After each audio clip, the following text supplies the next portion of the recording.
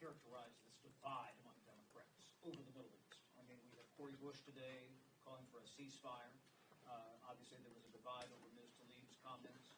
Can you talk about how this is chewing away at the coalition in the Democratic Party? And number two, do you think that there should be a ceasefire? Yeah. Well, let me tell you about the coalition in the Democratic Party. Maybe I'll save that until the end of my comments.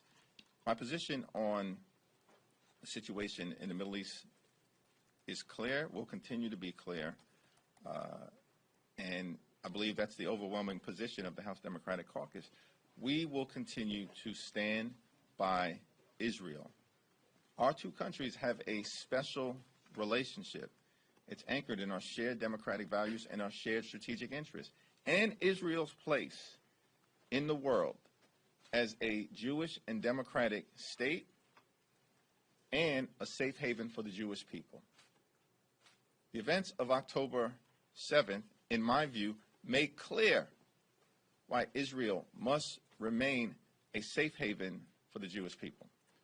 In terms of the prosecution of the war, I think there are three things that the Biden administration is trying to accomplish that I support.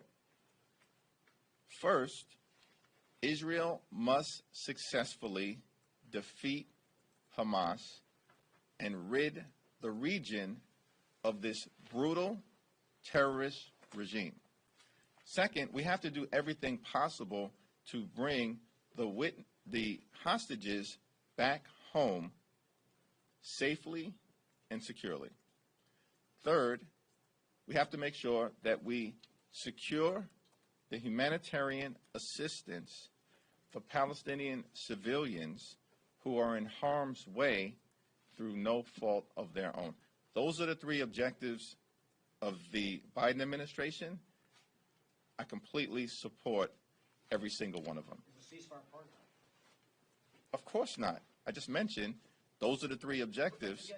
Those are the three objectives of the Biden administration. The Biden administration has said we're working with the Israeli government on a humanitarian pause. That's the language that the Biden administration has used to facilitate the third objective. Now, in terms of the Democratic coalition, that's a great question. How did the Democratic coalition perform in Ohio? Decisively defeated the forces that want to criminalize abortion care and impose a nationwide ban. That's the extreme MAGA Republican forces on the run in Ohio. How did the Democratic coalition perform in Virginia? Notwithstanding the efforts of the Republican governor of Virginia to take complete control of the legislature, the Democrats won decisively, even flipped a chamber in an off-year election. That's unheard of in modern American politics. How did the Democratic coalition perform in Kentucky, a deep red state?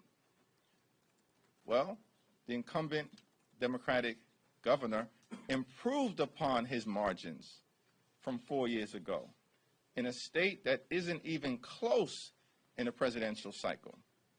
We can go on in statewide contests all across the country, including in Pennsylvania.